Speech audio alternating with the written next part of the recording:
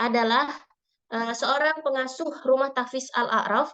Beliau juga adalah seorang inisiator di gerakan Sejuta Santri, merupakan seorang hafiz Quran 30 juz dan trainer sekaligus ustadz nasional yang selama ini kalau keliling Indonesia itu roadshow program MIM atau menghafal itu mudah.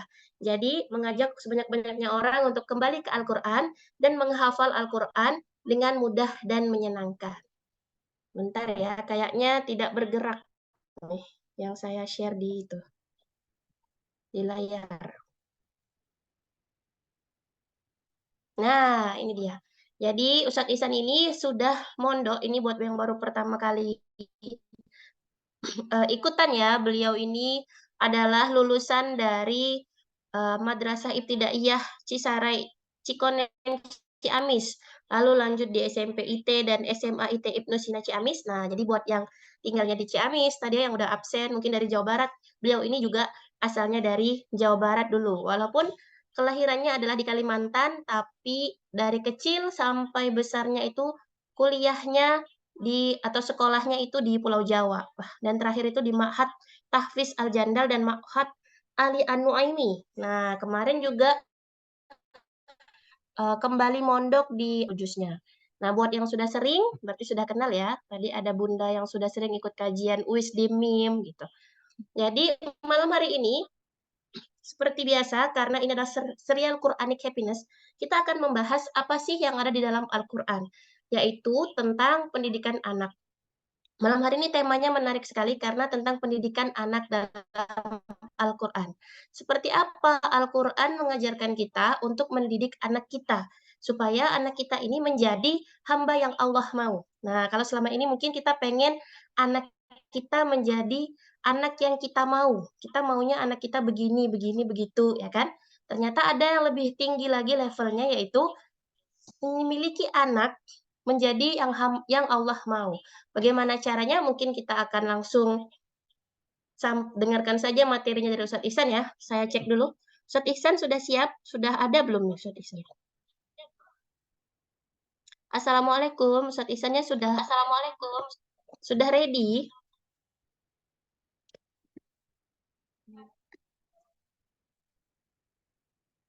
Oh, tidak bisa bersuara ya. Bentar, Ustadz Ihsan Septiadi kah? Ya, Dah? bismillah. Masya Dah. Allah.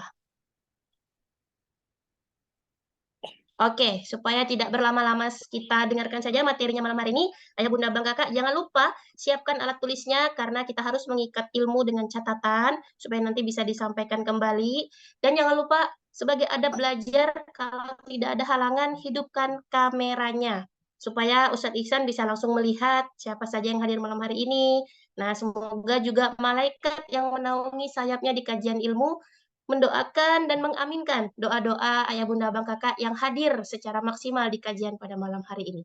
Baik, kepada Ustadz Ihsan, saya persilahkan.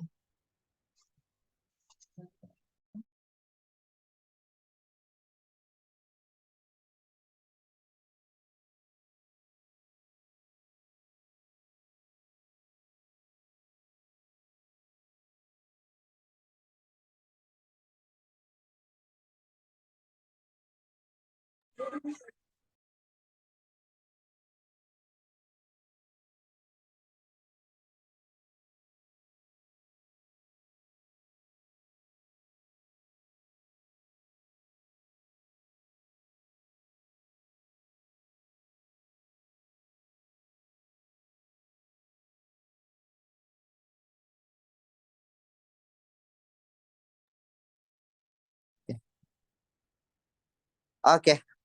Auzubillahi minasyaitonirrajim. Bismillahirrahmanirrahim. Rabbi syrah li sadri wa yassir li amri wahlul 'uqdatam min lisani yafqahu qawli. Allahumma la sahla illa ma ja'altahu sahla wa anta taj'alul hasna idza syi'ta sahla. Uhayyikum bitatil Islam, tahiyah ahlul jannah. Assalamualaikum warahmatullahi wabarakatuh. Alhamdulillah, Allahumma sholli ala Sayyidina wa maulana Muhammad. Para bunda yang hadir di rumah, yang Masya Allah, Tabarakallah, Allah selalu jaga keistiqomahannya, dan para ayah bunda yang hadir di Zoom meeting, yang semoga juga Allah selalu jaga keistiqomahannya.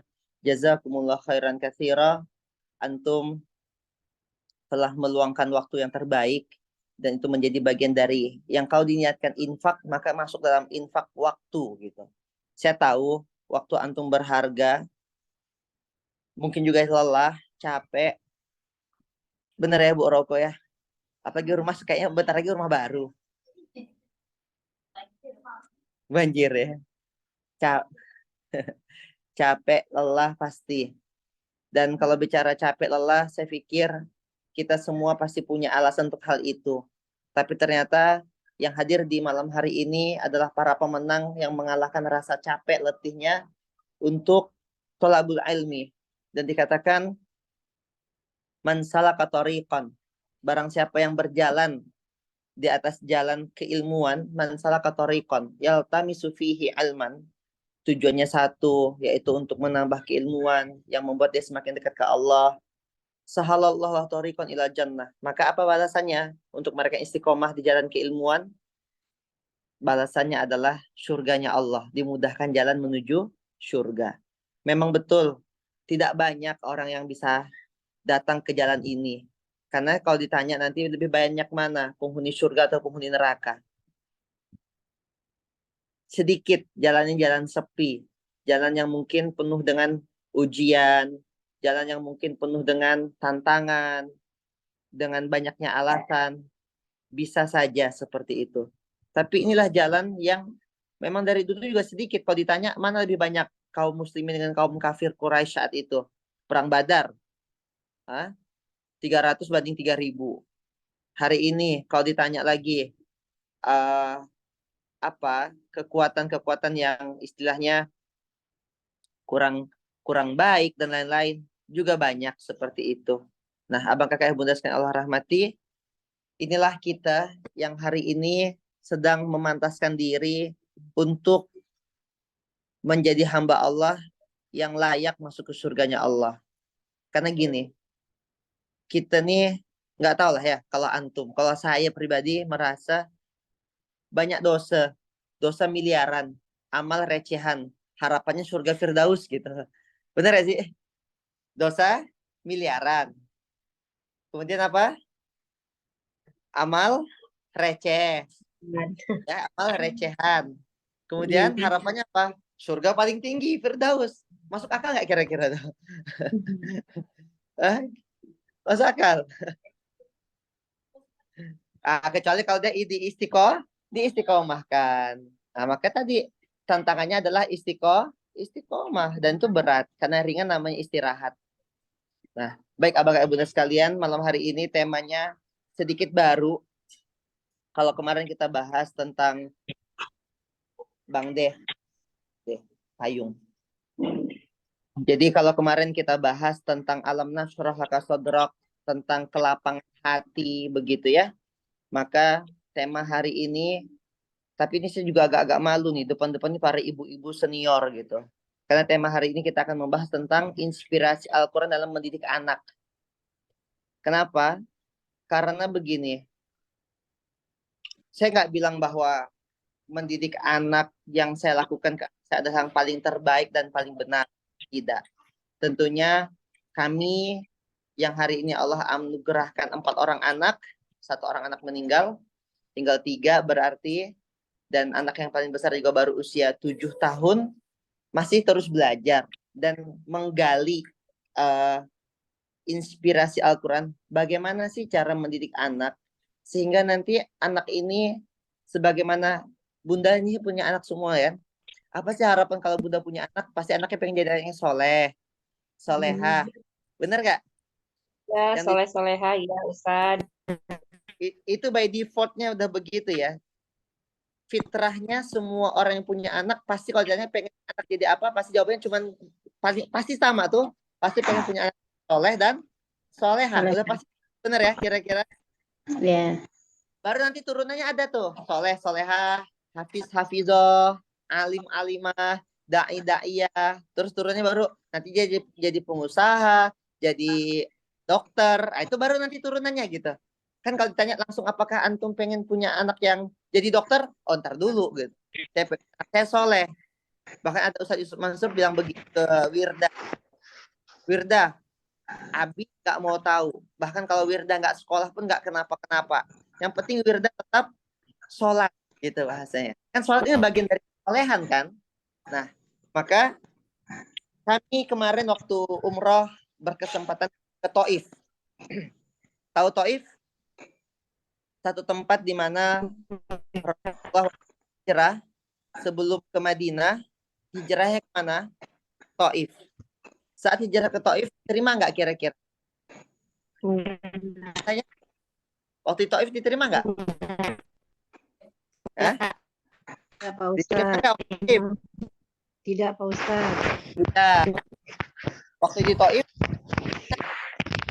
sampai Taif dilemparin batu.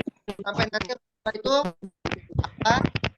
Berkira tempat yang hanya satu orang saja nanti dari sekian Taif, itu hanya satu orang saja yang nanti akan masuk Islam. Namanya Adas. Adas ini yang nanti akan memberikan anggur kepada Rasulullah SAW waktu istirahat di Taif. Setelah di suara putus-putus Ustaz. Iya kan, masih putus-putus kan sampai sekarang. Nah, nanti Rasulullah itu berikan sebuah anggur oleh yang namanya Adas. Adas ini cuma satu orang saja yang masuk Islam saat itu ke Taif. Tapi itu saja sudah Rasulullah cukup berbangga hati ketika meninggalkan Taif karena tidak diterima oleh penduduk Taif. Perjalanan dari Mekah pakai bis ke Taif itu kurang lebih hampir 2 jam. Dan waktu kami datang di Taif lagi kabut. Dingin, lebih dingin daripada mungkin kayak di Bogor ya, puncak gitu. Taif itu seperti itu, dingin sekali, dataran tinggi itu di Taif. Nah, lalu apa yang terjadi waktu itu ketika Rasulullah SAW di Taif, ada sebuah hadis yang masyhur, yang nanti hadis masyhur ini akan diberikan kepada sepupunya Rasulullah SAW dan beliau akan tinggal di kota Taif. Namanya Abdullah bin Ibnu Abbas. Abdullah bin Al-Abbas. Abdullah Ibnul Abbas namanya. Siapa Abdullah Ibnul Abbas? Beliau adalah sepupu Rasulullah SAW yang nanti akan didoakan oleh Rasulullah dengan sebuah doa. Nah, ini saya minta abang kakak dawamkan doa ini, ayah bunda dawamkan doa ini ke anak-anaknya setiap pagi, setiap hari sebelum tidur dawamkan doa ini. Ya, apa doanya? Ikuti saya ya. Bismillahirrahmanirrahim. Ikuti Ibu. Allahumma faqihu fiddin wa'allimhu il. Udah hafal? Belum hafal. Faqihu Putus. wa'allimhu. Putus-putus Pak Ustadz. Ya. Minta Allahumma faqihu.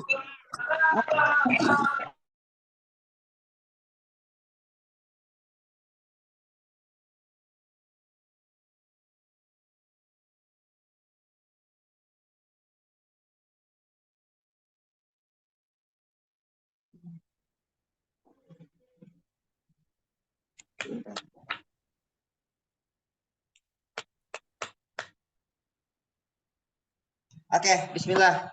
Saya pakai yang punyanya Ustazah Desanti. Suara saya masuk? Masuk ya? Masuk. Masuk Ustadz. Kedengaran suara saya? Insya Allah. Kedengaran ya? Jelas. Oke, bismillah. Allahumma faqihu fiddin wa'allimhu at-ta'wil. Allahumma ya Allah faqihu, beri dia keilmuan Beri dia keilmuan fiddin, di dalam Fiddin. agama, Dalam agama. wa'allimhu Wa'alimhu. at-ta'wil, At-taqwil. beri dia, Beri ajarkan dia ajarkan dia pemahamannya. pemahamannya. Nah, jadi gini, Allahumma faqihu fiddin, artinya begini. Allahumma faqihu fiddin tuh gini. Ini doa dari Rasulullah SAW kepada Abdullah bin Al-Abbas. Siapa Abdullah bin Abbas ini? Abdullah bin Abbas nanti akan menjadi ulama, mufassirin, dan hampir semua kitab tafsir itu sumber rujukannya dari Abdullah bin Abbas. Berarti pintar gak nih? Pintar banget. Orang ini tokoh ulama mufassirin di kalangan sahabat. Beliau adalah sepupu Rasulullah yang Rasulullah doakan Allahumma faqihu fiddin wa alimhu ta'wil. Didoakan seperti ini, kemudian membuat geser. Membuat apa? Membuat seorang Abdullah bin Al-Abbas ini tidak hanya tercatat sebagai sahabat, tapi menjadi ulama para sahabat, menjadi rujukan para sahabat. Berarti pintar banget gak? Dan abang kakak bunda sekalian, by the way, mungkin istri saya bisa bantu, Kak Gelis bisa bantu share di kolom komentar Allahumma faqihu fiddin wa alimhu ta'wil sama artinya. Nah, jadi gini, saya datang ke kota Taif dan antum tahu sambutan pertama di kota Taif itu apa? Namanya Bab Abdullah bin Al-Abbas, yaitu pintu Abdullah bin Al-Abbas. Kita masuk di situ nanti ada maktabah Abdullah bin Al-Abbas. Kita ada masjid Abdullah bin Al-Abbas di situ. Itu wasilah dari sebuah doa, Allahumma faqihu fiddin wa alimhu ta'wil. Setelah itu apa yang terjadi? Setahun yang lalu kami mengamalkan doa ini kepada anak kami sendiri, Abang Fawas. Usianya baru 6 tahun waktu itu. Dan ketika kami sedang mengamalkan doa ini kepada anak kami, waktu itu masih dia masih apa ya? Masih TK gitulah ya, masih TK, PAUD gitu. Baru nanti usia 7 tahun Abang Fawas masuk ke SD. Nah, SD kelas 1 itu usia 7 tahun. Tapi Allah izinkan ayah bunda bapak ibu sekalian, kami mengalami sendiri bagaimana dahsyatnya doa Allahumma faqihu fiddin wa alimhu ta'wil adalah ketika Abang Fawas di usia baru 3 bulan masuk, Agustus September ya. Oktobernya udah naik kelas jadi kelas 2. Di saat gurunya bilang begini, sekelas Abang Fawas sih kayaknya dia nggak bisa di kelas 1. Kita kira dia bakal turun gitu. Ternyata apa? Kata gurunya, anak ini naik kelas, langsung kelas 2. Meninggalkan jauh teman-temannya. Dan itu apa yang kami lakukan? Yang kami lakukan adalah setiap hari mendoakannya, Allahumma faqihu fiddin wa alimhu ta'wil. Ustadz Hani punya anak masih kecil. Kalau saya aja tuh baru yang 1 tahun yang lalu gitu mendoakan anak saya. Ini mumpung Ustadz Hanif punya anak masih kecil, pakai ini doanya. Allahumma faqihu fiddin wa alimhu ta'wil. Itu tuh pakai banget. Tambahan yang lain. Yang lain apa? Kalau saya memakai surah Al-Qadar. Inna anzalnahu fi lailatul qadar. Wa ma adraka ma lailatul qadar. Apa yang saya lakukan? Saya pegang kepala anak saya minimal sehari sekali. Kapan? Kapan saja. Terserah. Minimal sehari sekali. Pegang kepala anak kita di ubun-ubunnya. Ubun-ubun di mana? Di sini ya. Di pusar tuh ya, ubun-ubun ya. Dibacakan. Inna anzalnahu fi lailatul qadar. Sambil ngebayangin bahwa Al-Quran itu turun kepada anak kita. Kan anzalnahu fi lailatul qadar, Quran yang turun pada malam itu. Kita doakan ya Allah, semoga Quran ini masuk ke anak saya ya Allah, menjadi perilakunya, menjadi sifatnya, menjadi sikapnya. Gitu loh doanya, ya. Setelah Allah faqihu fiddin itu tambah tadi apa?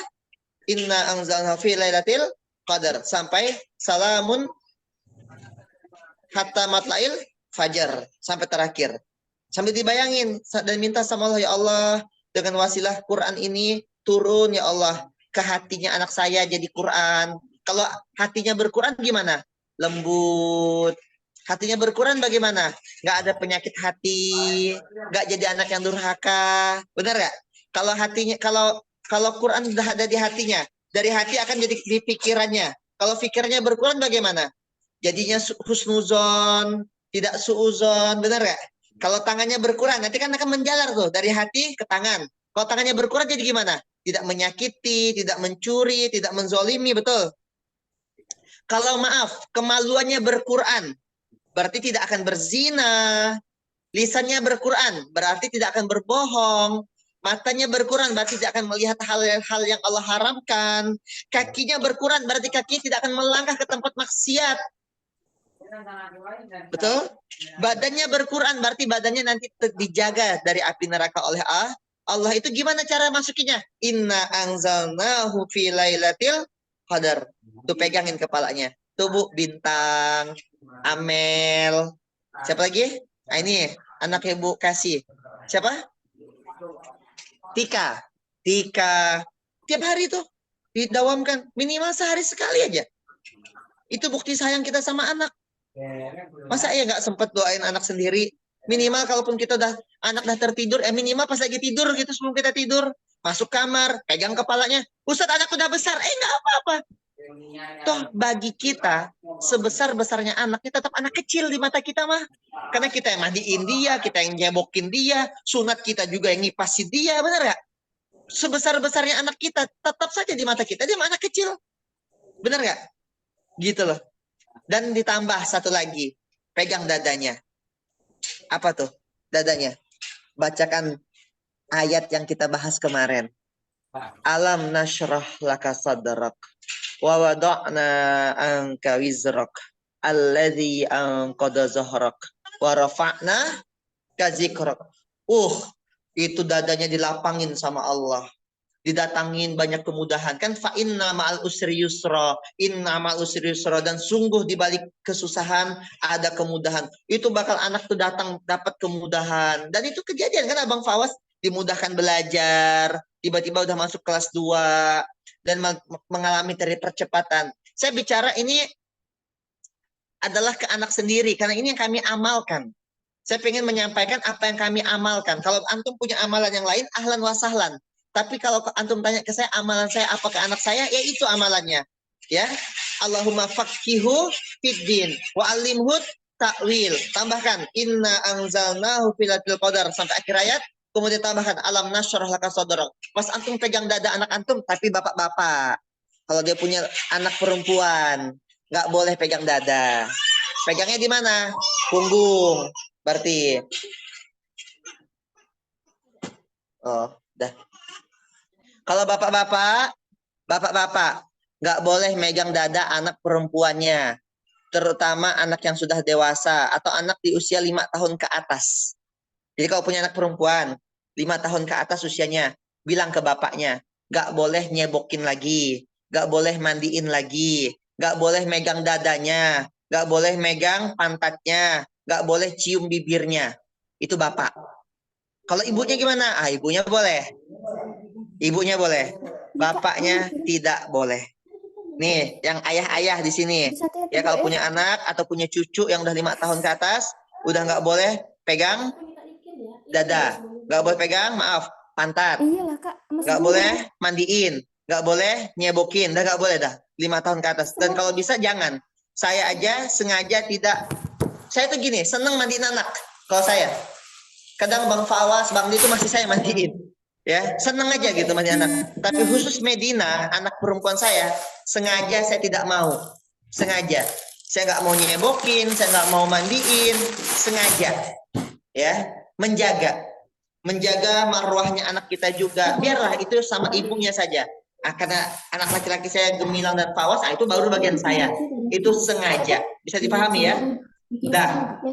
Itu doa-doa di awal. Kalau mau diturunkan lagi doanya masih banyak tuh. Doa yang masyhur. Rabbana hablana min azwajina wa dzurriyyatina qurrata a'yun waj'alna lil muttaqina imama. Doa yang lain lagi banyak. Rabbi ja'alni muqimas sholati wa min dzurriyyati rabbana taqabbal doa. Doa yang lain lagi pasti banyak. Tapi kan satu tujuannya. Tujuannya apa tadi? Ingin anak jadi anak yang soleh. Karena kalau anak kita nggak soleh, Bapak Ibu sekalian, kita pun nanti ditanya. Sudah, anak ini kan amanah dari Allah. Ditanya nggak kira-kira udah dikasih apa aja ilmunya, dikasih pembelajaran apa aja, benar nggak? Ditanya nggak anak-anak kita nanti? Dan masalahnya adalah, maaf ya, kadang kita pengen anak kita soleh, tapi ibu bapaknya lupa mensolehkan dirinya sendiri. Atau kadang ibu bapaknya sibuk mensolehkan dirinya, sibuk datang ke kajian, tapi anak-anaknya nggak pernah diajak tuh ke masjid, nggak pernah diajak ke kajian tuh. Itu juga bagian dari masalah. Gitu loh. Nah, maka kakak ibu sekalian Allah rahmati, saya belum masuk ke tema utama. Ini baru bagian doa-doa saja. Minimal antum dapetin dulu 3 amalan tadi. Amalan pertama apa? Allahumma faqihu fiddin wa alimhu ta'wil. Ya Allah, jadikan anak saya ini faqih. Faqih ini apa arti faqih? Fikih. Fikih itu apa? Mendetail. Fikih itu mendetail, mendalam. Kalau kalimatnya Allah mafaqihu fiddin, ya Allah jadikan anak saya ini mendalami agama, memahami agama sedalam-dalamnya, dan jadikan dia wa'alimut ta'wil. Dia mampu apa? Menjelaskannya. Dia mampu apa? Mendeliverinya. Dia mampu apa? Menyampaikan kepada khalayak. Gini loh caranya. Karena ada orang yang berilmu tapi tak mampu menyampaikan. Benar apa tidak? Maka kita cari orang yang berilmu dan mampu menyampaikan. Dan alangkah bahagianya kita kalau orang itu adalah anak kita. Benar gak? Bahagia. Atau bayangin deh, antum punya anak nih, coba bayangin, pikirkan dan rasakan. Bu Iin, Bu Roko, ya, Bu Kasih. Nih, suatu saat Tika nih. Suatu saat Ibu Kasih, coba bayangin. Tika, Amel, coba bayangin.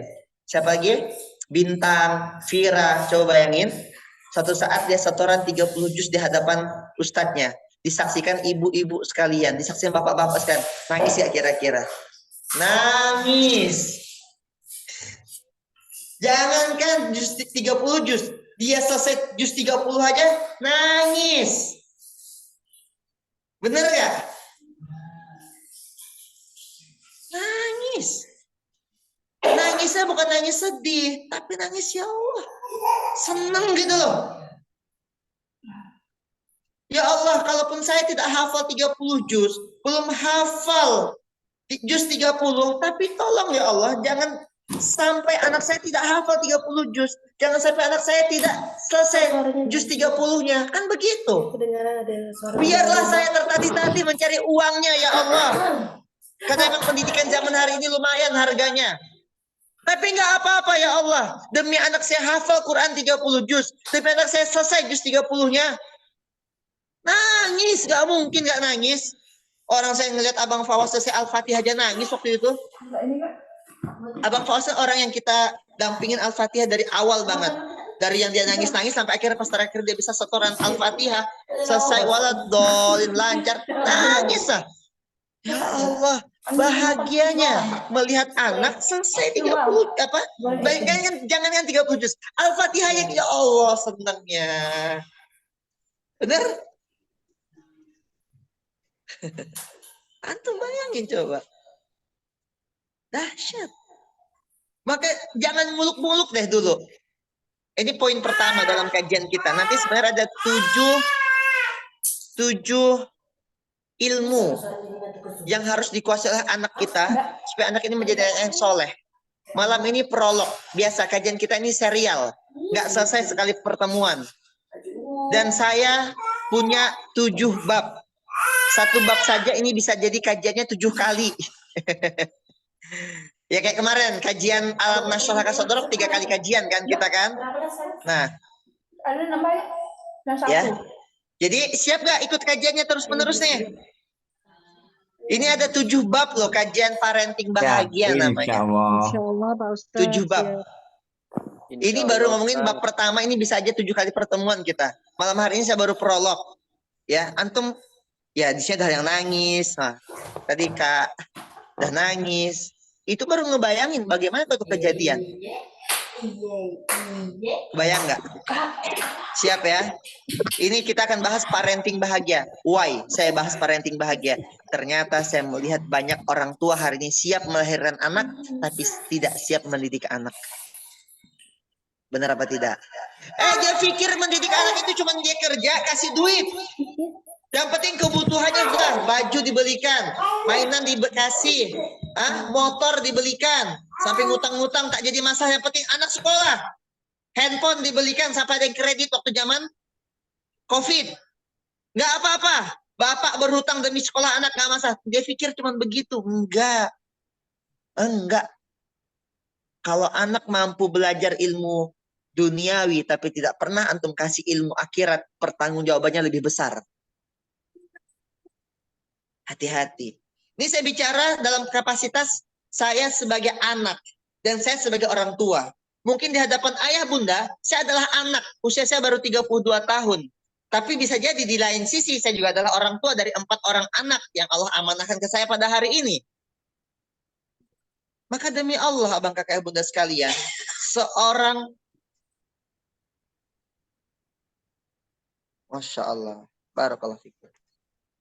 Ada yang bilang, Ustadz, Masya Allah penyampainya sangat detail dan bisa dimengerti dan dipahami. Qalu hadza min fadli Rabbi. Nah, abang kakak bunda sekalian Allah rahmati. Jadi, nggak ada tuh cerita lain kecuali kebahagiaan kita saat melihat anak kita jadi anak yang antum gini deh. Anak juara 1, tapi dia nggak bisa sholat. Tapi ada juga anak yang dia juara 1 dan dia bisa sholat. Bahagia mana? Bahagia juara 1 dan dia bisa sholat.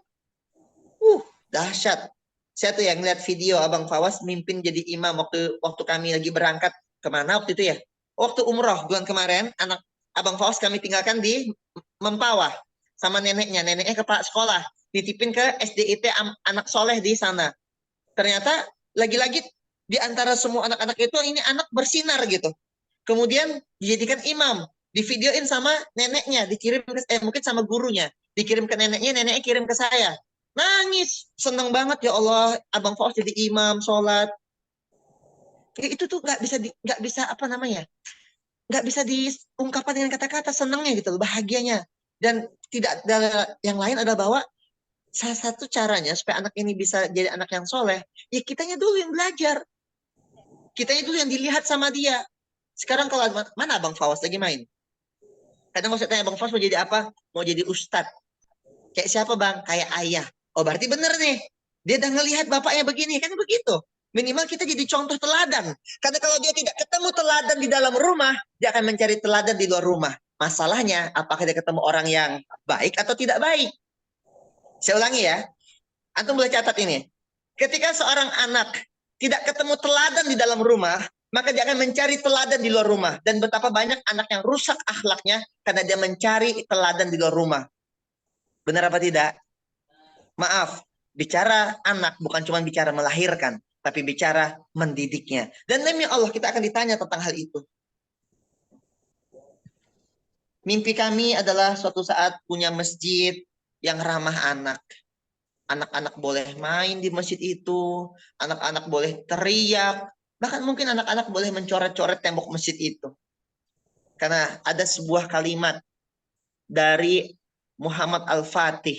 Siapa Muhammad Al-Fatih ini? Usianya 21 tahun.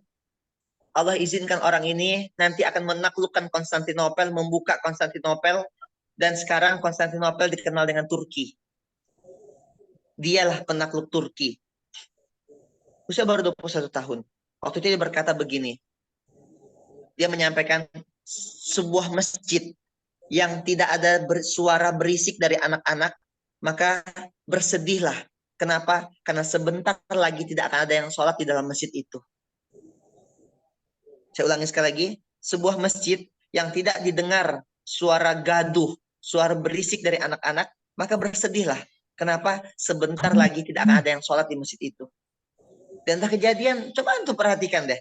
Masjid-masjid yang ada, siapa yang di dalam masjid itu? Maaf. Yang udah bau-bau tanah. Benar nggak? Nanti maaf, orang-orang tua ini akan bilang, di mana anak-anak mudanya? Masih begitu kan? Kenapa? Karena waktu kecil bisa jadi anak mudanya dimarahin terus. Nama juga anak kecil, ya memang mereka main. Mereka belum ngerti sholat. Bayangin kami suatu saat nanti kita punya masjid.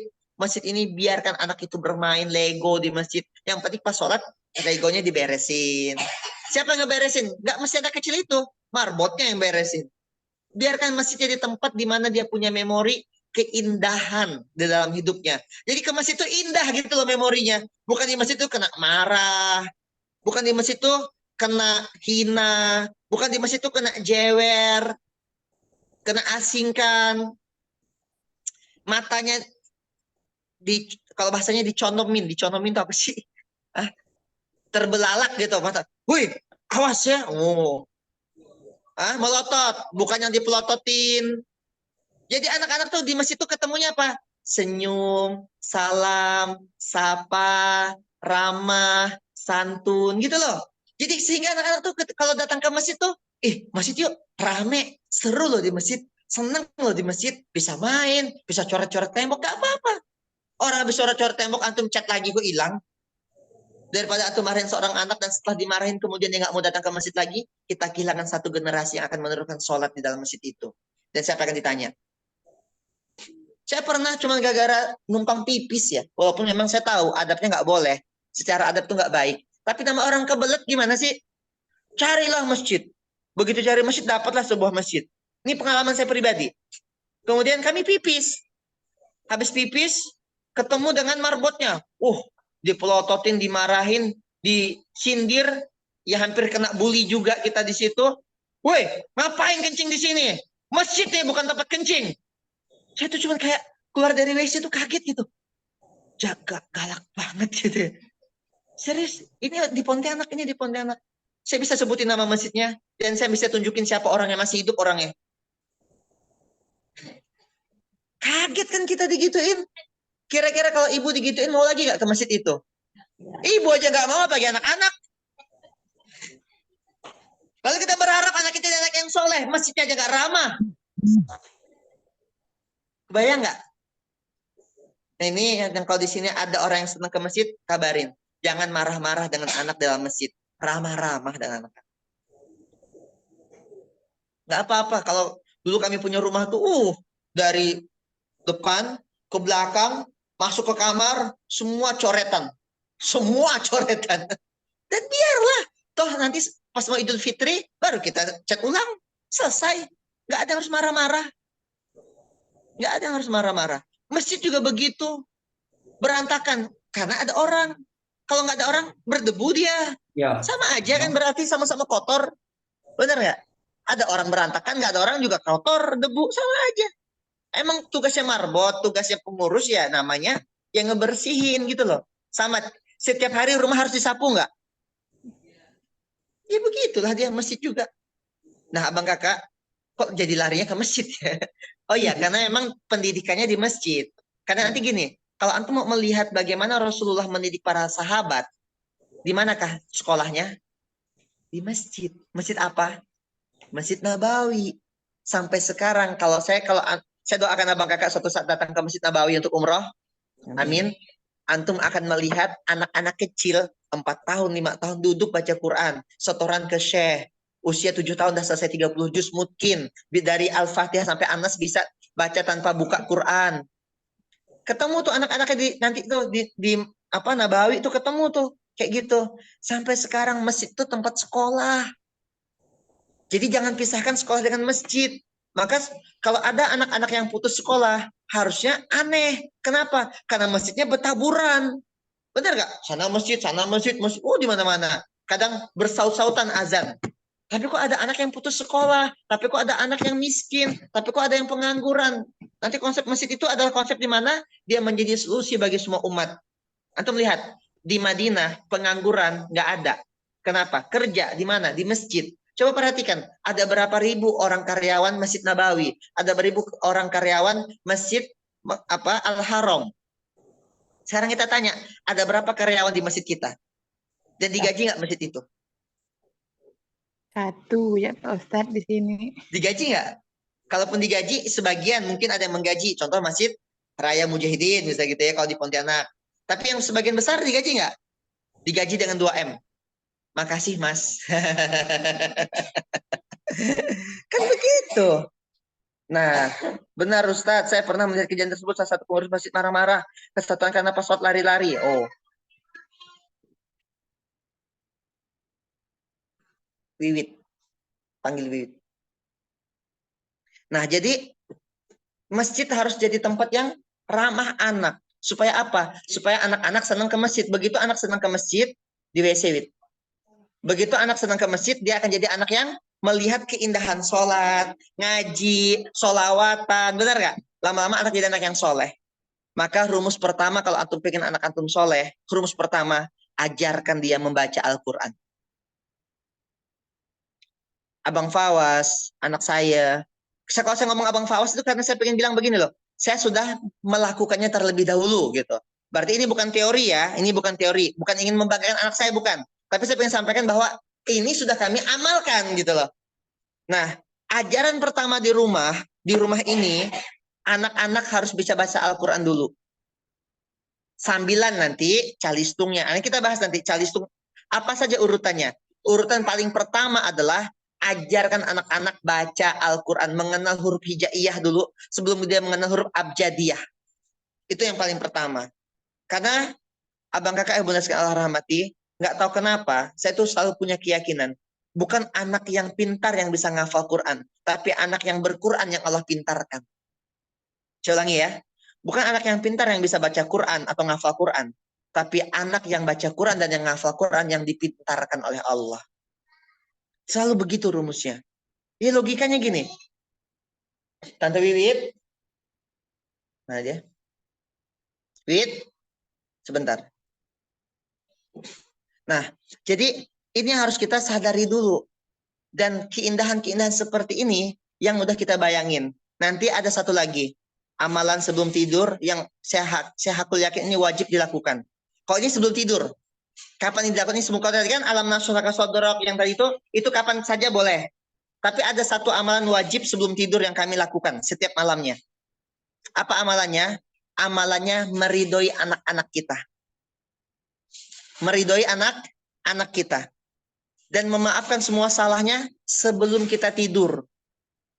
Anak mungkin nggak melakukan kesalahan dalam satu hari. Sangat mungkin. Salah di mata kita, tapi belum tentu salah di mata mereka. Kalau ada anak nyoret tembok, bagi mereka itu salah nggak? Enggak. Kenapa enggak? Ya dia nggak tahu kalau itu salah gitu kan. Tapi bagi kita itu salah. Kalau kita ngedumel, marah gitu ya. Ada anak juga lagi jalan, tiba-tiba dia kakinya kesenggol air, gelas, tumpah. Bagi kita itu salah. Bagi dia apa? Kan nggak sengaja. Bener ya? Satu hari itu bisa jadi ada aja kesalahan yang dilakukan oleh anak menurut kita. Yang kalau itu kita tidur membawa rasa kesal, khawatir anak ini tertutup pintu-pintu keberkahan. Khawatir anak ini tertutup pintu-pintu kebaikan. Maka nggak boleh ada orang tua yang tidur dan masih membenci. Walaupun dia nggak sadar kalau dia sudah membenci. Kadang gini, kita kesel tuh hari itu. Kemudian anak tuh tidur. Kita tidur juga. Kita tidur membawa kekesalan yang belum kita maafkan. Benar nggak kira-kira? Kebayang konsepnya? Kan kita keselnya siang nih. Tapi kita belum memaafkannya nih. Kebawa tidur. Masih mendem nggak dia tuh?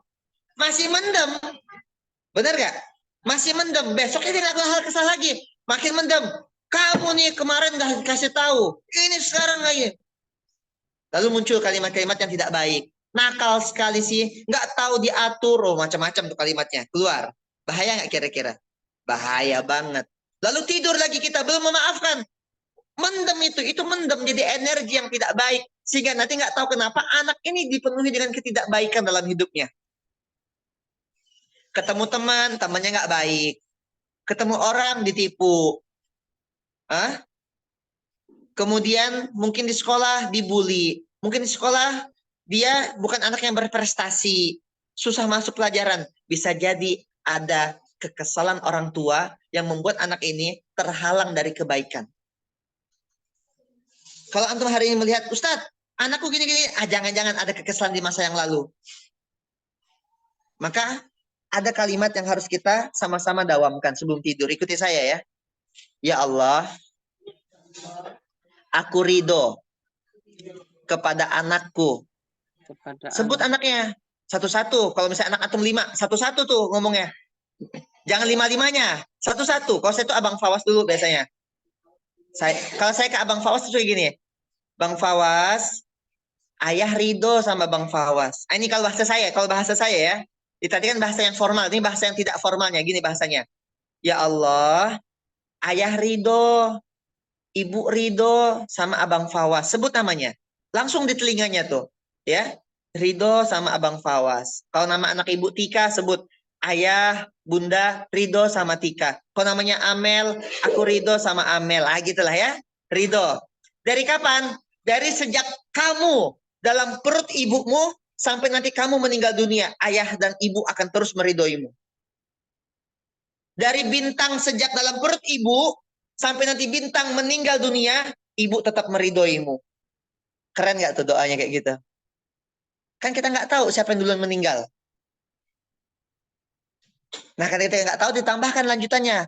Atau sejak ayah menjadi ayah untukmu, sejak bunda menjadi bunda untukmu, bunda sudah ridho. Sampai nanti kalau bunda duluan meninggal masuk liang lahat, demi Allah, ridho bunda tetap akan membersamaimu bahkan dari liang lahat.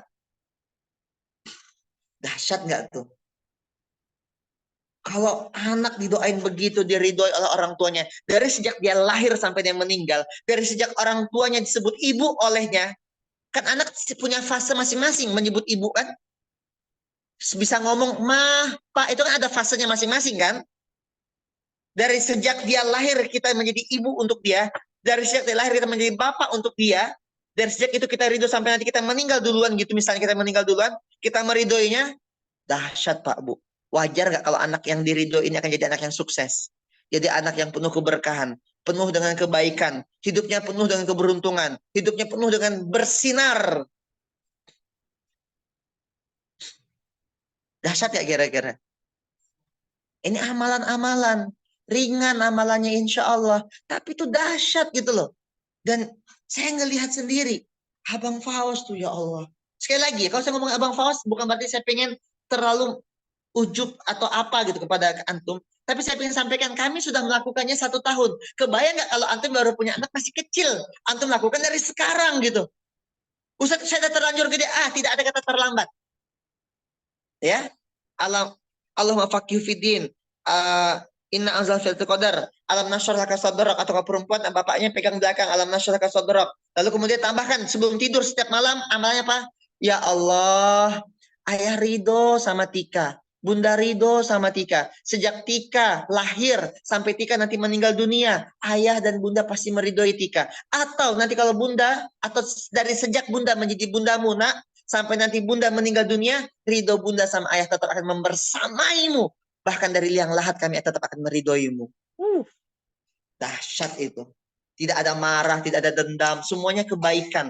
Bahkan hari itu setelah dia dimarahin pun ketika bundanya ngomong begitu, tenang lagi. Lalu bilang, aku sayang sama ibu, aku sayang sama ayah. Dahsyat. Antum dapat kata-kata cinta dari anak itu dahsyat loh. Datang, saya tadi baru pulang dari umroh. Bang Fawas lari, peluk. Sayang ayah, rindu. Itu dahsyat. Antum dapat kata-kata itu dahsyat. Benar gak? Dahsyat itu. Itu mahal itu, nggak ada harganya itu. Nah, mungkin malam ini itu saja dulu. Karena ini baru prolog, bahkan ini belum masuk materi. Materi tadi membaca Al-Quran. Saya bahkan belum bahas kenapa membaca Al-Quran. Nanti ada 7 poin, 7 metodologi yang harus antum install kepada anak-anak antum. Dan antum kalau tidak bisa menginstalnya, izinkan orang lain menginstalnya. Kalau antum tidak bisa mengajarinya, titipkan anak-anak ke orang lain agar diajarinya. Dan biarkan orang itu mengajarinya. Mau dimarahin kayak, mau di apa, udah, nggak usah. Antum udah titipin saja, udah. Percaya aja. Guru marah itu kadang, karena guru sayang. Ya samalah, ayah bunda juga kadang marah sama anak kan. Kenapa marah? Karena sayang kan. Misal anak main ke jalan. Kita marahin nggak kira-kira? Kita marahin, jangan main di jalan sayang. Kenapa? Karena kita sayang. Takut dia ketabrak, takut dia ini, bener gak? Kalau kita biarin, malah kita nggak sayang sama anak kita. Kalau ada bunda lagi marah sama anaknya, jangan pacaran. Itu buat bentuk sayang. Kalau antum tak sayang sama anak, antum biarkan. Bahaya, jangan. Nah, abang kakak bunda sekalian, bicara tentang anak. Bicara tentang anak. Sebenarnya adalah ada juga posisi di mana, ini penutup ya, closing statementnya. Ada di mana tidak hanya anak kita saja yang harus kita didik. Maka kami di pondok tahfiz ini Ini pondok ya, doakannya kan jadi pondok sebenarnya. Kalau sekarang masih rumah tahfiz. Sebenarnya tujuannya kita akan bangun pondok tahfiz gitu. Nah, karena ini belum diwakafkan total rumahnya, tapi kalau ada yang mau wakafkan total rumah, kita akan bangun pondok. Kita akan bikin 3 lantai sekolah gitu. Ya, yang nanti di situ dia akan belajar Quran, belajar adab, belajar bahasa Arab, bahasa Inggris, dia akan belajar ceramah, public speaking, dia akan belajar calistungnya dan lain-lain. Insya Allah. Dan kita udah punya kurikulumnya masing-masing. Ya, maka di sini ada bimbel, di sini ada TPA, di sini ada rumah tahfiz online dan lain-lain. Maka abang kakak gini, saya ingin sampaikan bahwa nanti ini bukan cuma cerita tentang anak-anak kita saja, ya. Ini juga cerita tentang anak orang lain. Karena biasa jadi anak orang lain adalah temannya anak kita. Benar nggak? Anak orang lain bisa jadi temannya anak kita. Yang kita khawatir kalau dia berteman dengan anak yang tidak baik, dia pun akan ikutan tidak baik. Maka mau tidak mau, kepedulian kita bukan cuma tentang anakku saja, tapi juga anak orang lain.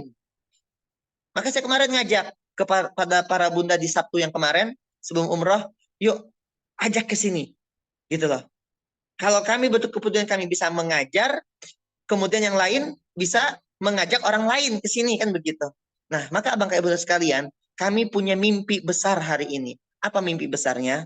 Mimpi besarnya kami punya 1 juta santri. Kita punya sebuah gerakan baru namanya 1 juta santri. Gini loh, tadi bunda nangis. Ngebayangin itu 1 anak ya.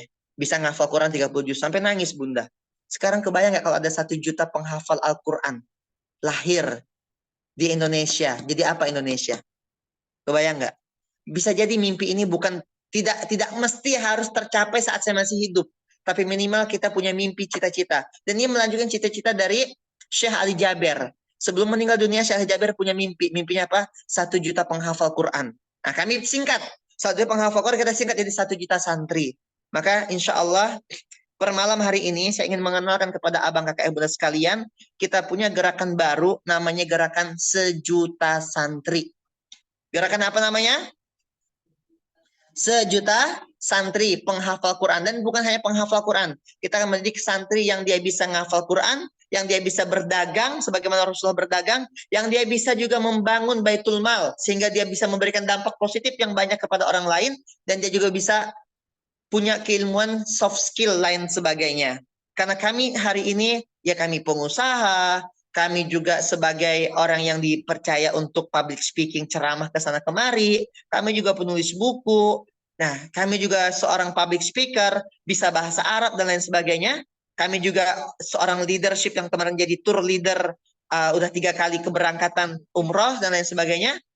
Maka saya ingin sampaikan bahwa tidak hanya sekedar menghafal Quran. Toh gini, antum ngebayangin, 1 anak penghafal Quran bisa nangis loh bahagianya. Sekarang bisa ngebayangin ya, kalau 1 anak penghafal Quran, dia juga bisa berdagang, dia bisa mandiri, dia bisa ngomong, dia bisa nulis buku, dia bisa bangun masjid, dia bisa bangun pondok. Jadi kita akan menciptakan satu orang penghafal Quran yang dia bisa memahami 4 pilar peradaban. Namanya Baitul Mal, Baitullah, Baitul Quran, Baitul Muamalah. Apa itu? Nanti kita bahas panjang. Dia mengerti cara hidup dan menghidupi. Sehingga 1 orang penghafal Quran nanti harapannya ketika dia lulus dari pondok, dia akan bangun pondok. Kemudian setelah itu apa? Akan ada 1000 santri di dalamnya. Jadi 1 juta penghafal Quran kalikan 1000. Sama dengan 1 miliar penghafal Quran. Itu doa-doanya seperti itu. Kenapa? Kami datang ke Muhammadiyah di Kauman, tempat di mana meninggalnya, dibangunnya Muhammadiyah di Jogja. Saya datang ke tempatnya Kiai Haji Ahmad Dahlan. Saya datang ke rumahnya Kiai Haji Ahmad Dahlan. Saya datang ke sekolahnya Kiai Haji Ahmad Dahlan. Saya datang ke langgarnya atau ke musolanya Kiai Haji Ahmad Dahlan. Itu kecil Bapak Ibu sekalian. Tapi antum tahu hari ini ada 60 juta anggota dari Muhammadiyah. Baru 110 tahun umurnya. Dan ada kurang lebih 20,9 juta hektar tanah. Dengan kekayaan kurang lebih 270 triliun. Pernah nggak kebayang sama Ahmad Dahlan, Kiai Ahmad Dahlan akan seperti itu Muhammadiyah? Enggak. Itu dibangun, kalau antum tahu gangnya, itu cuma muat 1 orang di antara 2 rumah. Jadi kayak gini, jalan masuk ke rumah Kiai Ahmad Dahlan itu bunda, Bu Roko, kayak nih, jalan rumah samping ini, lebih kecil lagi. Ini nih, ya jalan rumah saya sama rumah Bu Roko nih, lebih kecil lagi. Cuma muat 1 orang jalannya. Kita masuk dari Kauman tuh, masuk jalan sekecil 1 orang badannya. kayak samping rumah nih. Jadi rumah-rumah, jalan kecil, baru nanti ketemu ada rumah Kiai Ahmad Dahlan, ada sekolahnya, ada suraunya. Dan dari tempat yang sekecil itu, hari ini berkembang menjadi 110, dalam waktu 110 tahun berkembang menjadi 60 juta orang. Anggota organisasi dengan 270 triliun kekayaan, bahkan ribuan kalau tak salah ya, saya lupa. Dan dengan angka asetnya, tanahnya 20,9 hektar juta. 1 hektar aja gede, apalagi 20,9 juta hektar. Dan itu semua dari apa? Mimpi. Nah, izinkan kami mengajak antum ikut membersamai mimpi ini. Boleh nggak? Mau nggak membersamai mimpi ini? Ya, mimpi apa? 1 juta santri. Jalan gangnya kecil, tapi mimpinya harus besar. Boleh kita bermimpi dari kita anak-anak kampung, saya juga anak kampung, tapi bermimpinya harus bermimpi sampai ke langit gitu loh. Kalaupun kita jatuhnya di antara bintang, tetap indah.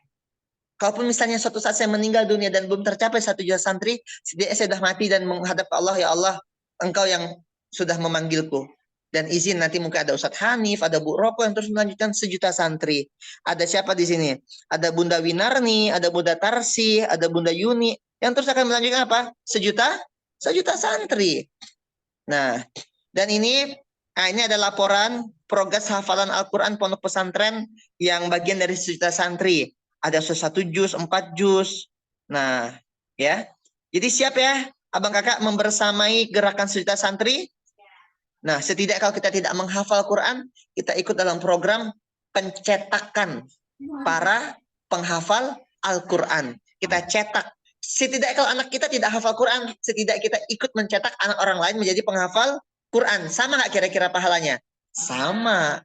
Sama pahalanya, sama. Persis. Tidak dikurangi. Ya. Dan saya doakan semoga abang kakak ibu sekalian bisa istiqomah membersamai gerakan kebaikan ini. Dan salah satu gerakan kebaikan itu adalah gerakan 1 juta santri. Dan sebenarnya nggak susah kok. Kami setelah hitung, kurang lebih kita di 1 bulan itu hanya cukup dengan 35.000 rupiah. Mau ya? Iya. 35.000 rupiah 1 bulan. 1 bulan. 35.000 rupiah. Kita kayak gini, kayak keroyokan gitu loh. Ya kan? Kayak keroyokan. Tadi saya ngitung. Kalau ada 50.000 orang bergabung di gerakan 1 juta santri, kalikan 35.000 rupiah. Berarti sama dengan 1.750.000. Juta kok 1.000. 1.750 juta uang yang terkumpul. Kemudian kalau antum punya, let's say kami bulan depan tuh lagi nargetin, ya Allah, supaya bisa membagi 200 juta rupiah kepada santri kita. Kita punya santri kurang lebih sekarang hampir 100. Kebutuhan biaya makannya saja dan lain-lain kurang lebih 200 juta. Besok datang dari Bone. Desember ini datang dari Bone. Ini anak angkat kita. Ini benar-benar anak yang kami angkat dari Makassar. Datang. Akadnya 6 tahun nggak boleh balik. Kita akan sekolahkan. Itu aja biaya 10 juta. Dan lain-lain. Oh, berarti kita butuh uang banyak untuk membangun ini semua. Saya ngitung. Kebutuhan 200 juta. Setelah 200 juta, itu cuma ternyata 5.000 orang saja. Jadi 5.000 orang, infaknya 35.000 rupiah per bulan, dan keroyokan jadi 200 juta. Dari 200 juta ini, dampaknya adalah kesekian ratus santri. Dan demi Allah, dikatakan di dalam hadisnya sahih insya Allah, man dalla ala khairin, falahu ajru mithlu fa'ilihi. Barang siapa yang ikut membersamai gerakan kebaikan, tadi dia mensupport anak orang lain. Tapi saat dia tidur, anak ini lagi baca Quran. Penghafal Quran itu baca Quran sekali apa 2 kali? Yang namanya penghafal Quran, berapa kali baca Quran? Berkali-kali. Kayak dia lagi baca misalnya Al-A'raf. Alif Lam Mim Shad. Kitabun unzila ilaika min rabbika fala yakun fi sadrika. Belum hafal. Ulangi lagi. Kitabun unzila, ulangi lagi. Terus ulangi lagi. Sampai nanti bisa jadi 1 ayat 10 kali pengulangan, 20 kali pengulangan. 1 ayat bisa jadi ada 35 huruf. 1 huruf kata Rasulullah apa? 10 kebaikan. Wala aqulu alif lam mim harfun, bal alif harfun, lam harfun, mim harfun. Berarti 30 kebaikan. Lah kalau dalam itu ada 35 huruf, berarti 35 350 kebaikan. Antum tidur. Yang 35.000 sebulan ini, patungan tadi keroyokan, lagi tidur. Yang di sana, yang di pondok lagi baca Quran. Kira-kira dapat gak transferan pahala? Dapat. Setidaknya itulah yang bisa kita bawa ke surganya Allah. Ya Allah, memang sedikit 35.000. Tapi ketika digabungin, 5.000 orang jadi 200 juta. Kalau 50.000 orang jadi 1.750 juta. Kita bisa bangun masjid, bisa bangun surau, bisa bangun sekolah. Hah? Mulai bulan ini, Desember sih. Tanggal 1 Desember, kita udah mulai. Nah, tapi kalau ada yang mau gabung di bulan November udah duluan, ahlan wa sahlan. Dan kami akan laporan progres santri. Santri kita ada di mana? Ada di Magelang, 2 pondok. Ada di Jogja. Di Jogja kita baru dapat rumah senilai 1,7 miliar, 3 lantai. Gede banget rumahnya.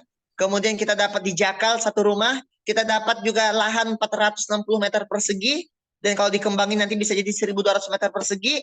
Kemarin udah ada yang datang, doakan semoga jadi. Ada donatur yang siapin dana 2 miliar untuk bangun masjid di Jogja. Dan Masya Allah, kebaikan-kebaikan ini yang harus kita terus dawamkan. Dan antum tahu apa yang saya doa ketika lagi umroh? Doanya nggak ada yang lain. Ya Allah, saya pengen bangun masjid, bangun pondok. Dan diizinkan membersamai para ayah bunda sekalian untuk menjadi jembatan amal soleh. Gitu loh. Saya nggak minta ayah bunda bangun masjid, bangun pondok. Karena semua orang punya porsinya masing-masing. Tapi saya pengen ayah bunda abang kakak sekalian membersamai gerakan kebaikan ini. Yang saya pikir, jangan-jangan ini jalan kita menuju ke surganya Allah SWT. Dan kalau doa-doa kami itu, ya Allah, saya ngelihat Mekah itu kan, Al-Haram, Baitu, Ka'bah, itu kan dibangun oleh ayah dan bapak, anak dan bapak. Ismail ngebantuin Ibrahim kan begitu. Maka doa kita adalah, ya Allah, kalaupun hari ini bapaknya, ayahnya, ibunya tidak bisa bangun masjid, tidak bisa bangun pondok, atau belum bisa menjadi penghafal Quran, setidaknya besok anak kita ada yang jadi ulama, ada yang jadi kiai, dia bangun masjid, dia bangun pondok, dia jadi penghafal Quran, lalu dia berdoa, ya Allah, semoga kebaikanku ini mengalir juga pahala itu ke orang tuaku. Apa tidak tersenyum bapak ibunya nanti di dalam kubur? Benar gak? Begitulah Bapak Ibu sekalian. Silakan ya. Doakan kami. Antum bisa bantu dengan waktu, tenaga, pikiran, biaya, atau bahkan antum bisa mendoakan kami dalam gerakan 1 juta santri. Ini baru dimulai.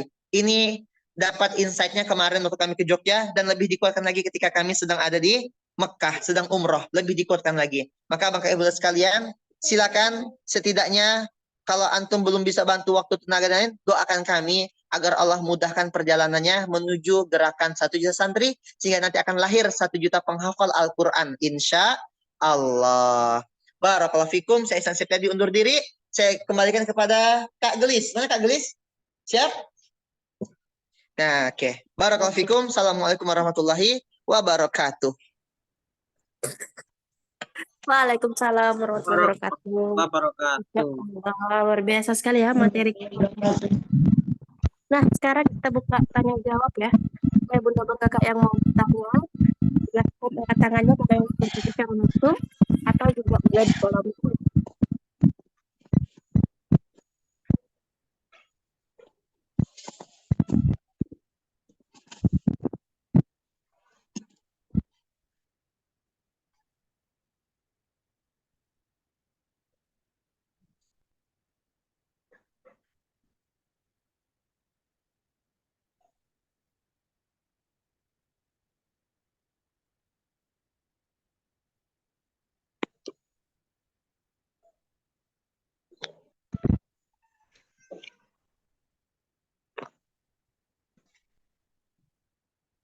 Apalagi ini dah?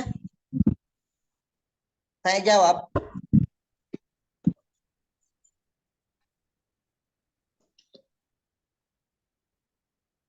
Nah, ada pertanyaan dari Bunda Ernal. Silakan Bunda Ernal.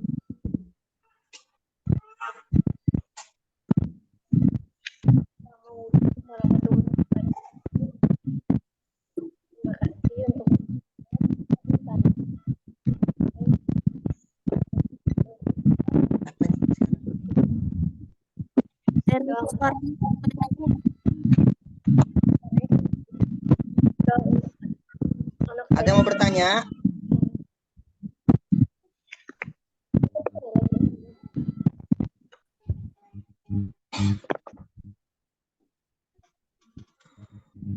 Bertanya, tapi suaranya enggak kedengaran. Bunda Ika Yulia, semoga anak-anak saya termasuk jadi penghafal santri. Betul, amin. Sejuta santri.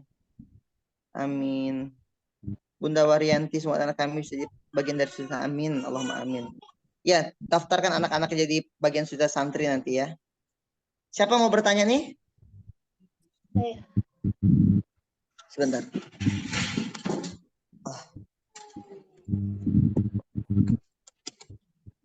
Ini.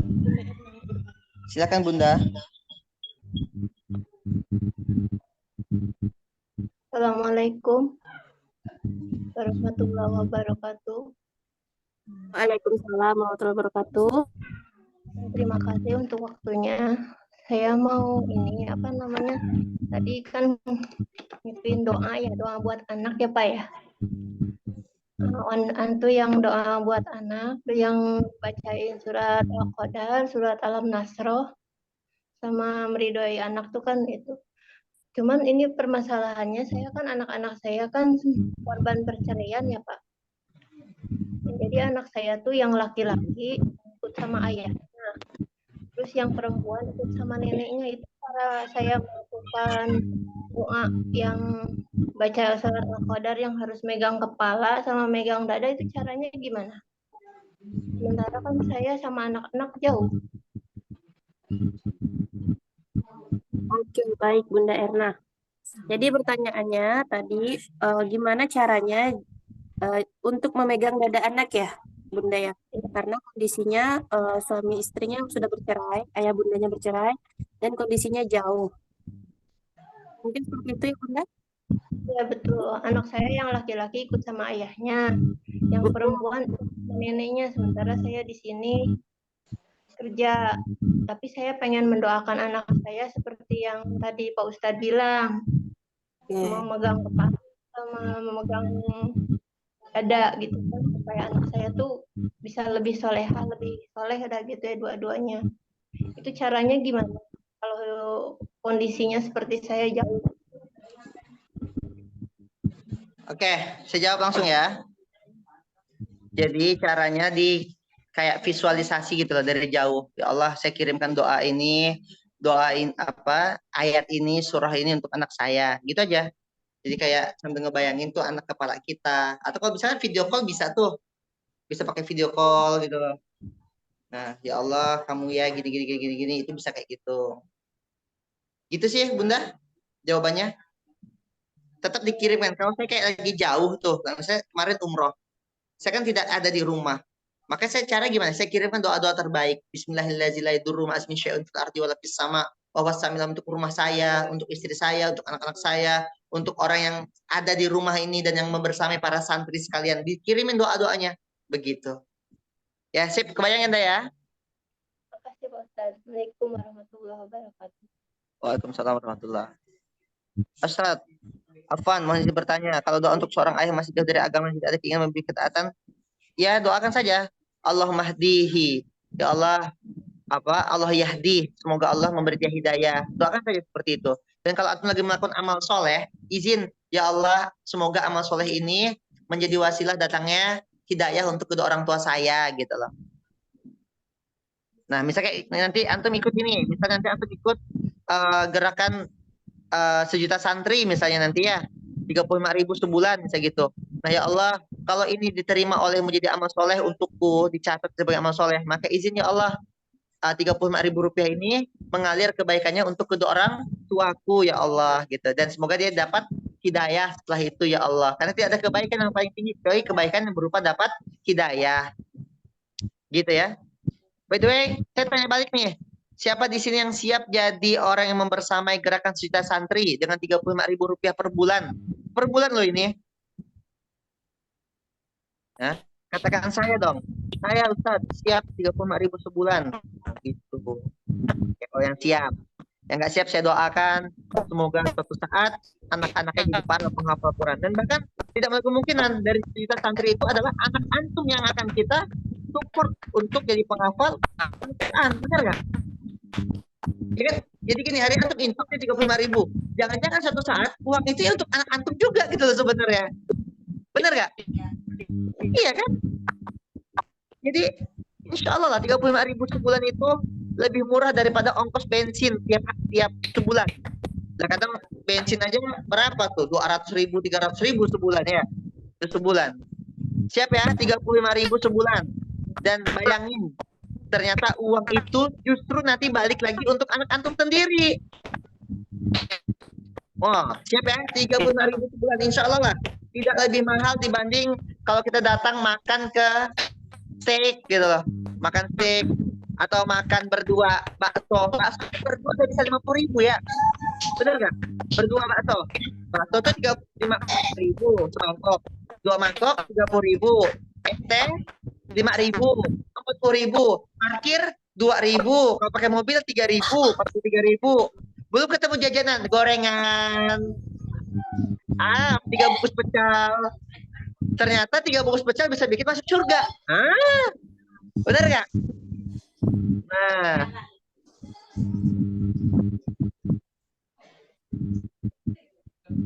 ini masih salah ini, Bunda. Bukan 35.000 per pekan, tapi 35.000 sebulan. Ini masih salah. 35.000 per bulan. Bukan sepekan. Gak apa-apa, antum isi aja dulu datanya. Itu formnya masih form yang apa? Belum diperbaiki. 35.000 satu bu. Berarti satu hari kurang lebih berapa? Ya 1.100 lah ya. Benar gak? Kurang lebih ya 1.100 rupiah lah. Satu hari.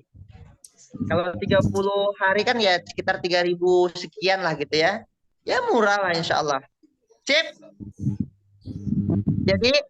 Jadi orang yang kalaupun tidak dia menghafal Quran tapi membersamai gerakan menghafal Quran. Dan saya hakul yakin dari 1 juta santri itu hakul yakin anak-anak antum ada di sana. Ya kan? Insya Allah. Kalaupun kita tidak melihat anak kita nanti setoran sama kita di dunia, semoga nanti di surga dia setoran sama kita. Bu Rompong atau Ibu kata Amel nanti. Ya Amel, ini Bu, aku mau setoran 30 juz. Oh, Masya Allah. Ada yang meninggal. Masya Allah. Sip ya. Antum isi datanya dulu. Ustadz itu kok setiap bulan 100.000? Masih salah. Nanti dibenerin lagi coba. Kak Gelis ya, dibenerin lagi. Itu 35.000 per bulan. Sangat murah bukan? Sangat murah. Ada lagi mau bertanya terakhir deh. Udah malam juga. Ada Bunda Tarsi. Silakan Bunda Tarsi. Oke, Bunda Tarsi. Suaranya belum jelas, Bunda.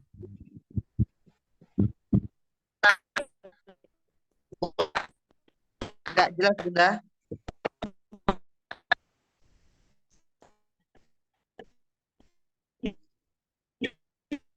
Enggak kedengaran, Bunda Tarsi enggak kedengaran. Coba ditulis aja kayaknya.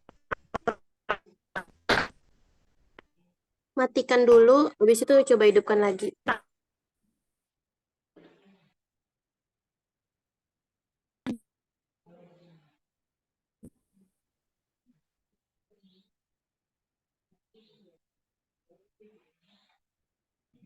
Baik, jadi Bunda Tarsi dituliskan di kolom chat aja pertanyaannya ya. Terus saya bacakan.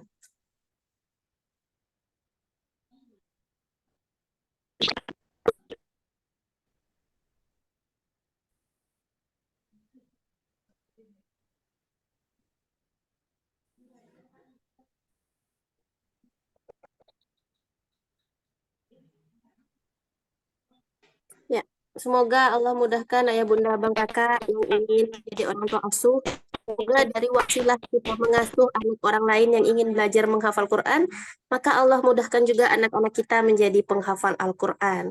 Hanya dengan 35.000 rupiah ya, berarti kurang lebih 1.100 rupiah per hari, kita udah bisa mensupport satu orang anak asuh yang ingin belajar Al-Quran. Nah, ya bunda bang kakak yang pengen ikutan, jangan lupa langsung segera Jangan tunda kebaikan. Malam ini langsung istighfar ya. Lalu nanti kita ke Kak Nia di nomor yang sudah tertera supaya nanti bisa dihubungi Kak Nia untuk diingatkan setiap bulannya untuk mengasuh satu orang anak asuh gitu ya. Kak Tarsi sudah dituliskan pertanyaannya atau mau ngomong? Kak Tarsi tadi suaranya nggak kedengaran sama sekali. Coba buka mic lagi. Nggak ada suaranya Kak Tarsi. Kenapa ya? Nggak bisa ditulis saja Kak Tarsi.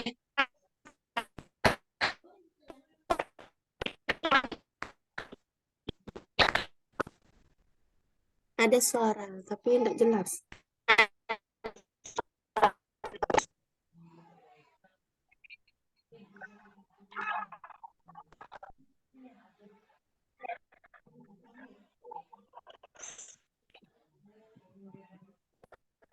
Ya. Sambil tunggu Kak Tarsi, mungkin kita bisa jawab pertanyaan yang sebelumnya, Ustaz. Ada Apa itu? pertanyaan tentang bagaimana peran ayah dalam mendidik anak. Bagaimana peran ayah dalam pendidikan anak? Hmm. Itu penting sekali. Ini para bunda, ada yang bertanya, bagaimana peran ayah dalam pendidikan anak? Itu penting sekali. Ayah itu menjadi role model bagi seorang anak, baik anak laki-laki ataupun anak perempuan. Apalagi anak perempuan. Anak perempuan itu harus dia punya ayah yang menjadi cinta pertamanya. Karena kalau dia tidak menjadikan ayah sebagai cinta pertama, dia akan mencari pacar. Kenapa ada anak pacaran perempuan? Karena dia nggak ketemu cinta pertama di rumah. Masuk akal nggak? Itu masalahnya. Kenapa ada pacaran? Karena dia nggak ketemu cinta pertama di ayahnya. Saya kemarin sama jemaah umroh ada satu anak usia 25 tahun. Itu sama ayahnya nempel banget. Ayah di cinta pertama. Justru dia lebih dekat sama ayah dibanding sama ibunya. Sama ya? Itu bagus. Biar dia cinta pertama, dia tuh ngelihat gitu loh. Ayahku ini jadi role model, jadi superhero-nya dia gitu. Maka ayah itu penting banget. Kan imam dalam keluarga. Bagi anak laki-laki, ayah menjadi sosok di mana dia harus jadi maskulin. Maskulin itu apa? Berkeringat. Kenapa ada nanti anak jadi bencong? Ada kan? Kenapa? Karena ayahnya tidak mendidik maskulinitas sama anaknya. Anaknya mau kotor-kotoran, sayang jangan kotoran, nanti kamu kena kuman dan lain-lain. Ini nih, jijik tahu nggak? Ayahnya ngajarin begitu. Kemudian anaknya mau main sama yang laki, betinju dia. Udahlah main sama perempuan dia, akhirnya main Barbie. Kan saya tuh pernah tuh Abang Fawas waktu kecil tuh main sama anak-anak perempuan. Apa yang terjadi? Pakai lipstik. Bahkan anak laki-laki nggak boleh dibecanain dia pakai kerudung. Ada anak laki-laki dibecanain nih pakai kerudung. Takutnya apa? Dia nengok, cantik aku ya.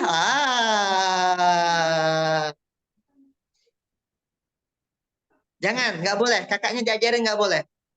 Khawatir. Apalagi bintang tuh ganteng lagi kan. Pas pakai jilbab jadi cantik kan dia kan? Iya, udah putih gitu kan. Pakai jilbab cantik lah. Takutnya tiba-tiba ada perasaan, enak ya. Kalau bahasa kita apa? Telajak, keturutan. Bahaya. Maka situ titik ketegasan ayahnya. Maka kalau anak-anak kami itu kan kita belikan badminton, ngajak dia main bola, lari sana, olahraga, biar dia berkeringat. Main guli, biarkan. Cuman saya kadang satu aja, saya nggak mau anak saya hitam, itu aja sih kadang. Karena saya punya adik, putih, kami itu alhamdulillah keluarganya putih semua, tapi ada satu anaknya yang dibiarkan main panas-panasan. Tiba-tiba dia hitam, kita pikir balik putih lagi, ternyata udah permanen gitu.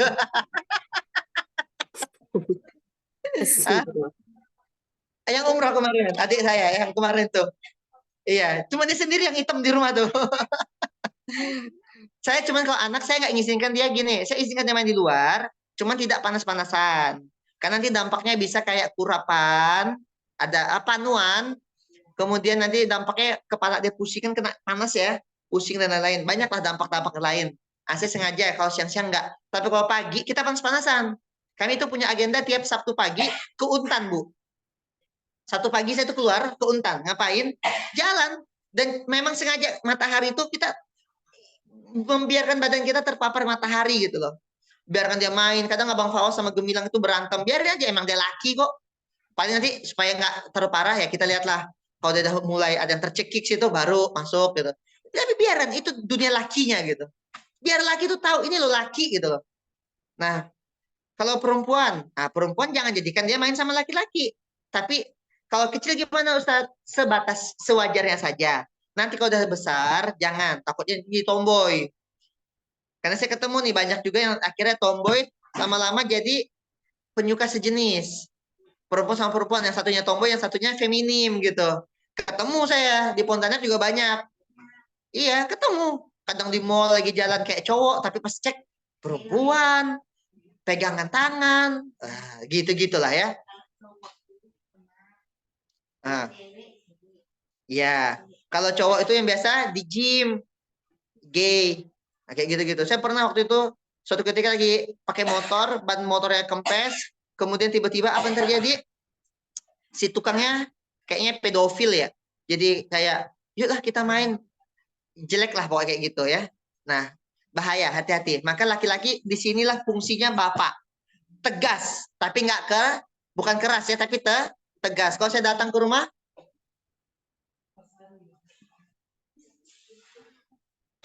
nah jadi kalau saya pribadi kadang gini, sama anak tuh habis makan siang. Sayang, sekarang jadwalnya apa? Tidur ya, tidur gitu. Tegas, tapi bukan keras. Nah mungkin begitu ya. Karena gini, kadang suara bapak itu nggak tahu lebih berbobot dibanding suara ibu. Benar nggak? Nih ibu ya nih, nak tidur, ntar mah gitu ya. Sikat gigi, ntar lah. Sekali bapak yang ngomong, jam berapa sekarang? Udah waktu siapa. Benar nggak? Benar ya? Kebalik Bu. Benar ya? Mayoritasnya begitu ya. Termasuk di rumah ini, kalau Bang Faus, Bang De Gemilang biasa kalau sama bundanya, santai-santai itu. Tapi kalau bapaknya datang, baru dia nengok bapaknya, siap ya. Kalau nggak daya, bebas nih. Terus kalau daya, nggak tahu kenapa. Memang itulah namanya al-qawwam, pelindung. Nah, kalau ibunya entah ngomel sebanyak apapun, tak ada.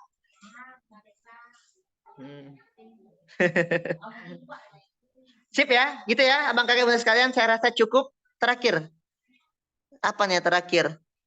Tapi anak di rumah lebih mengenal saya sebagai ibu.